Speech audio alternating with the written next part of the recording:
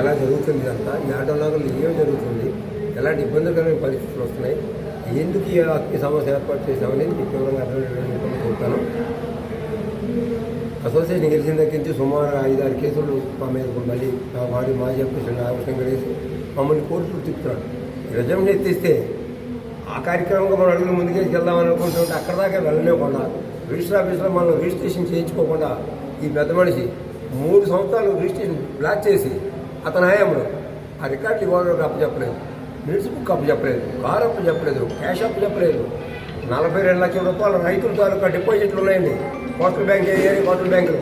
ఆ డబ్బులు అప్పచెప్పలేదు, ఏమీ కీపుల పనులు అప్పచెప్పకపోగా మామే దౌర్జన్యం చేసే ప్రయత్నం చేశాడు. ఆ ఎలక్షన్ రోజులో కూడా కొన్ని ఇబ్బందులు పెట్టాం, అవన్నీ కూడా వాళ్ళకి తెలుసు. ఈ 9 మాసాల నుంచి కూడా ఇతను కేసుల మీద కేసులు వేయటం మా మీద. నేనే ప్రెసిడెంట్ నేను మేకపోతే గంభీరం ప్రదర్శించడం ఈ పొరపాట్లన్నీ చేశాడు కనుక ఈ కేసులకు సంబంధించిన వివరాలు మేము ఎలాంటి ఇబ్బందులు పడతామో మా సభ్యులందరికీ తెలియపడతామని ఉద్దేశంతో జాతీయ సమ్మేళనం అనేది ఏర్పాటు చేస్తాం. లేక రేపు ఆగస్టు 15 ఆటో నగర్లోని సమావేశం ఏర్పాటు చేస్తాం.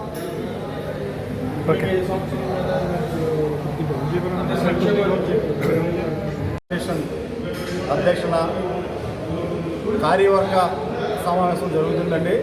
ఈ యొక్క ముఖ్య ఉద్దేశం ఈ 9 నెలల బట్టి జరుగుతున్న పరిణామాల మీద సభ్యులందరికీ వివరించి తెలియపరచడం కోసం ఈ కార్యవర్గ సమావేశం మేము ఈ కృష్ణ కళ్యాణ మండపంలో ఏర్పాటు చేసాం. కాబట్టి గతంలో ఏమేమి జరిగినాయి ఏంటో మీ మీడియా మిత్రులందరికీ కూడా ప్రింట్ ఎలక్ట్రానిక్ మీడియా మిత్రులు కూడా అందరికీ తెలిసిన విషయమే.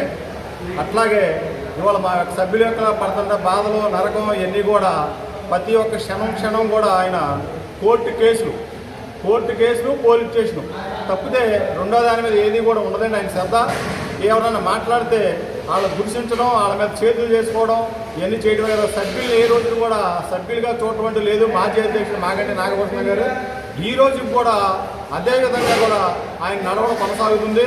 కాబట్టి నువ్వు దిగిపోయిన తర్వాత మా లెక్కలో జమా ఖర్చులు అన్ని సభ్యులందరికీ చెప్పి లేదు మేము అలా తింటున్నారు ఇలా తింటున్నారు మా మీద ఆరోపణ 9 నెలలు అయింది. మేము వచ్చి మేము ఎక్కడ దోసుకున్నాం గతంలో మొత్తం పీల్చి పిప్పెట్టేసావు నువ్వు. అవన్నీ రా సభ్యుల సమక్షంలో మొత్తం అందరూ కూర్చొని లెక్కలో జమా ఖర్చులు చూసుకుందాం. మీరు తప్పు చేసావా మీరు తప్పు చేశారా సభ్యుల సమక్షంలో మనం మాట్లాడుకుందాం. అలాగే రావు ఎవరినో లోపాయిస్తావు, ఎవరినో ఒక సెక్రటరీ డమ్మీ సెక్రటరీ పెడతావు. ప్రతి విషయాలకి కూడా నువ్వు అక్కడ కాదు బ్యాంకుల కాగితాలు పంపిస్తావు, పోలీస్ స్టేషన్కి పంపిస్తావు, కేసులు వేస్తావు. ఇదే కాలయాపంతో మా ఆటో నగర్ ఈ రోజున రోడ్లు లేవు ఏమీ లేవు, కోట్లాది రూపాయలు నువ్వు కట్టించుకున్నావు. ఇప్పుడు వచ్చి మా సభ్యుల పట్ల ఏదైనా జాలు చూపించావా? నువ్వు ఎంతసేపు పెద్ద కార్లు ఉన్నవాళ్ళు పెద్ద బిల్డింగ్లు ఉన్నవాళ్ళు నువ్వు చేరదీసావు తప్ప ఏ రోజు కూడా మా సభ్యుల్లాగా నువ్వు ఏ రోజు చూడలేదు, సేకరించలేదు. ట్రేడ్ వారీగా నువ్వు స్థలాలు ఇవ్వలేదు. ఆ రకంగా చేసావు. ఈ రోజున వైట్ పేపర్ అయినటువంటి అరుంధతి నాగేశ్వరరావు గారిని మేము బయటికి తీసుకొచ్చి మీ సభ్యులందరం కూడా నిలబెట్టి ఆయన్ని గెలిపించుకున్నాం. ఈ రోజు కూడా ఆయన అదే అడుగుజాడల్లో నడుపుతున్నారు. ఇవాళకి కూడా ఆయన అదే రేత్రి పగలో ఆయన వయసు ఎంతంటే 72 సంవత్సరాలు.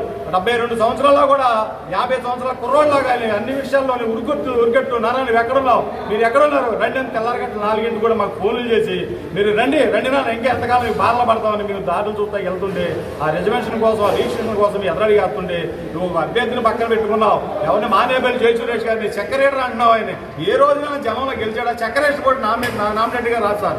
జనంలో గెలిస్తేనే సెక్రటరీగా వస్తాడు. ఆయన ఏ రోజున ఎలక్షన్ జరిగిందా? 2023 ఆగస్టు 15 నేను దింపేశాం. దింపిన తర్వాత ఎక్కడ జరిగింది ఎలక్షన్? నబీకలి ఆటో నగర్లో పెట్టావు మలకాపురం.